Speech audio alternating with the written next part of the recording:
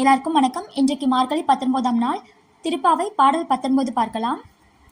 குத்து விளக்கேறிய கோட்டுக்கால் கட்டில் மேல் மெத்தென்ற பஞ்ச சயனத்தின் மேலேறி கொத்தலர் பூங்குழல் நப்பின்னை கொங்கை மேல் வைத்து கிடந்த மலர் மார்பாவாய் திரவாய் மைத்தடங்கண்ணினாய் நீ உன் மணாளனை எத்தனை போதும் துயிழல ஒட்டாய் கண் எத்தனை ஏலும் பிரிவாற்றற்கில்லாயால் தத்துவம் அன்று தகவேலோர் எம்பாவாய்.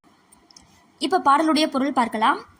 குத்து விளக்கெறிய யானை தந்தத்தால் ஆன கட்டில் மேல் விரிக்கப்பட்ட மிருதுவான பஞ்சுமத்தையில் விரிந்த கொத்தாக பூசூடிய நப்பினையின் மார்பில் தலை வைத்து கண்மூடி இருக்கும் மலர் மாலை தரித்த கண்ணனே, நீ எங்களுடன் பேசுவாயாக. மை பூசிய கண்களை உடைய நப்பினையே, நீ உன் கணவனாகிய கண்ணனை எவ்வளவு நேரமானாலும் தூக்கத்திலிருந்து எழுப்புவதில்லை. காரணம், கனநேரம் கூட அவனை பிரிந்திருக்கும் சக்தியை இழந்துவிட்டாய். இப்படி செய்வது உன் சுபாவத்துக்கு தகுதியாகுமா? இப்ப விளக்கம் பார்க்கலாம்.